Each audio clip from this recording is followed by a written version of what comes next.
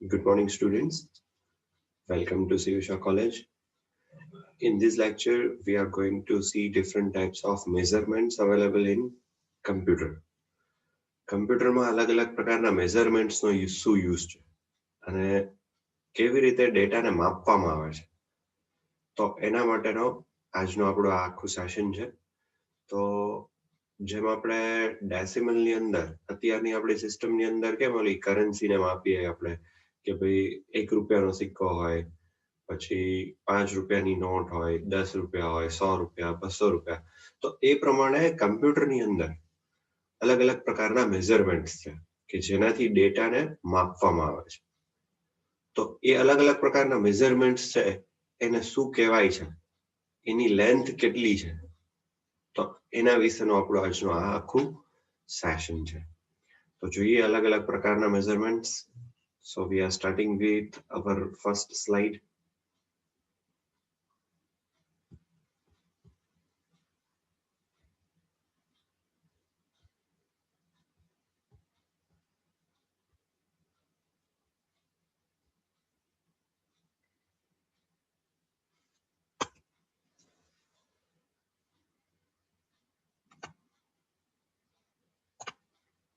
So first is bit.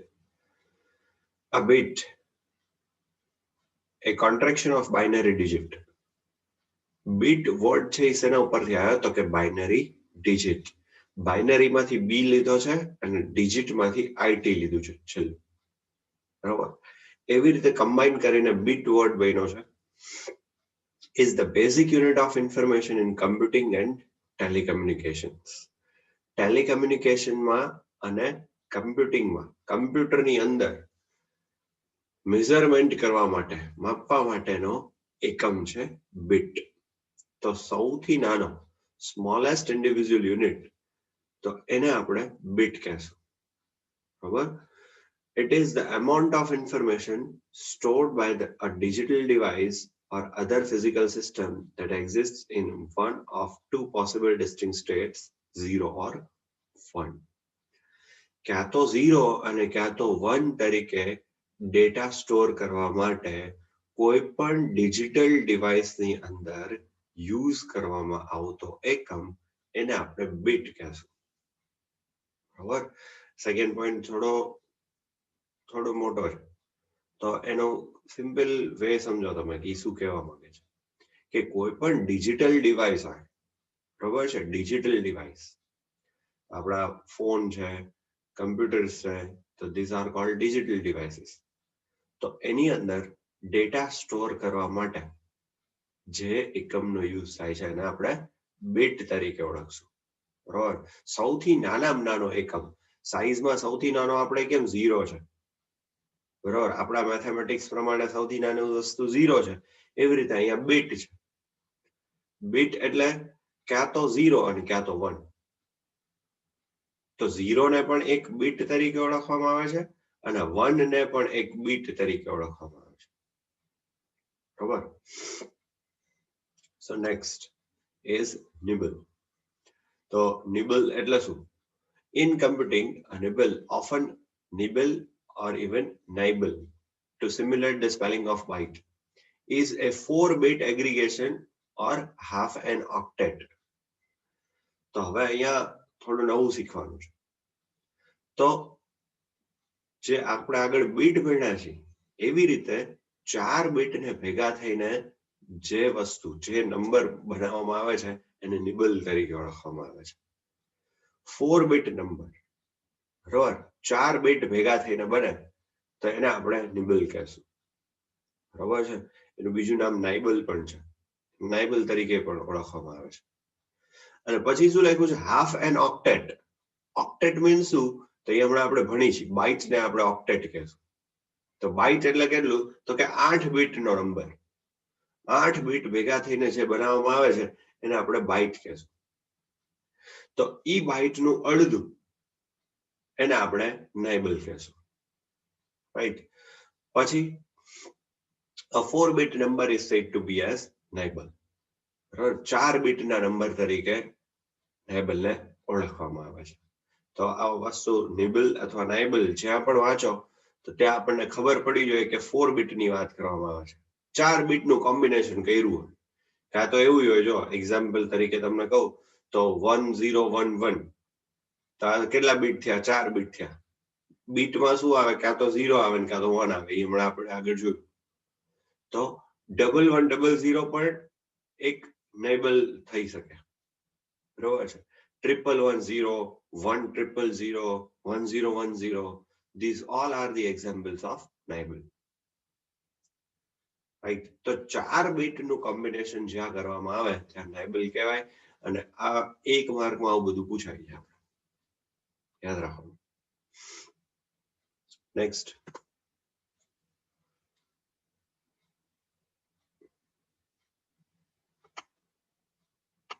ચલો next is byte. તો byte ઈ શું છે જોઈએ. The byte is a unit of digital information and computing and telecommunications that most commonly consists of 8 bits. 8 બીટનું ભેગું કરીને combination કરવામાં આવે તો એને આપણે બાઇટ તરીકે ઓળખશું.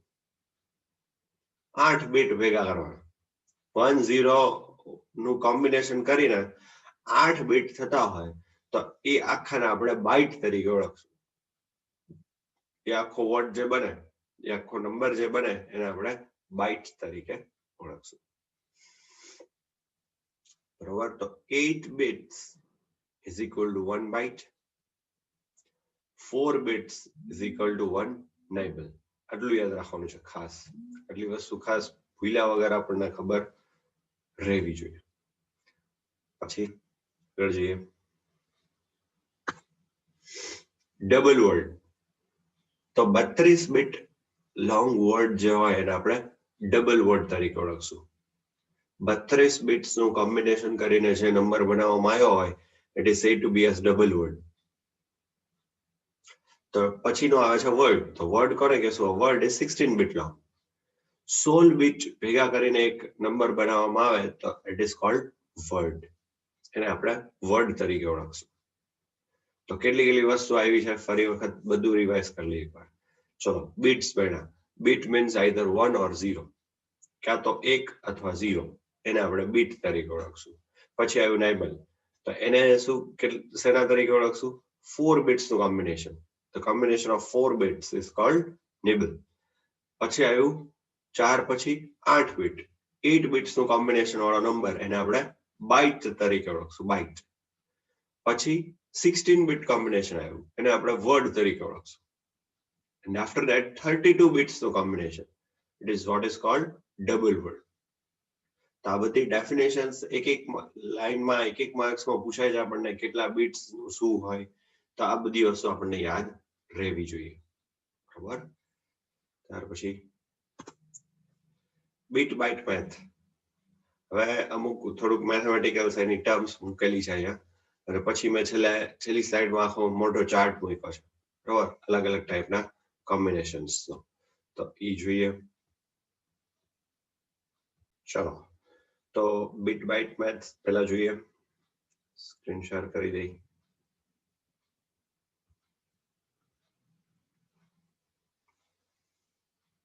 બીટ બાઇટ મેથ્સમાં શું છે? તો હમણાં થોડી વાત કરી એ પ્રમાણે છે. 0 or 1 is a bit. 0 અથવા 1 ને બીટ તરીકે ઓળખશું.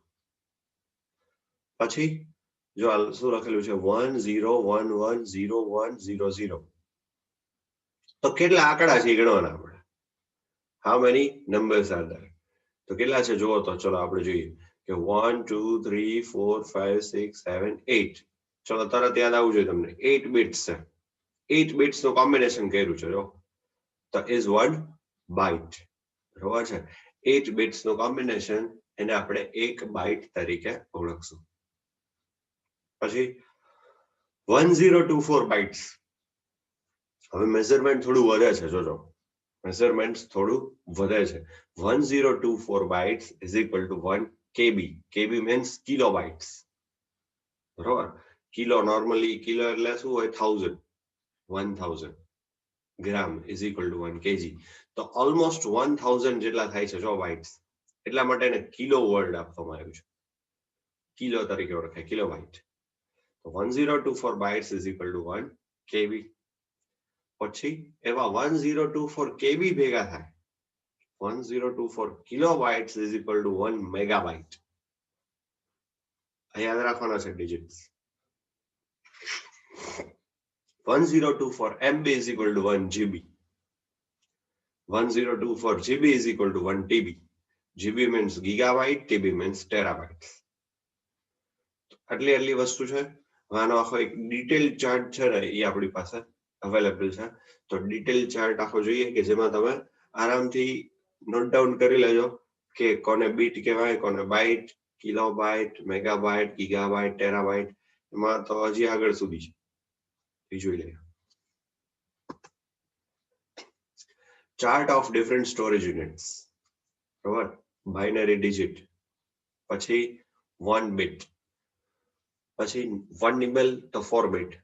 સામે જોવાનું 1 બાઇટ 8 બીટ્સ, 1 કેબી તો 1024 બાઇટ્સ, 1 MB 1024 કિલોબાઇટ્સ.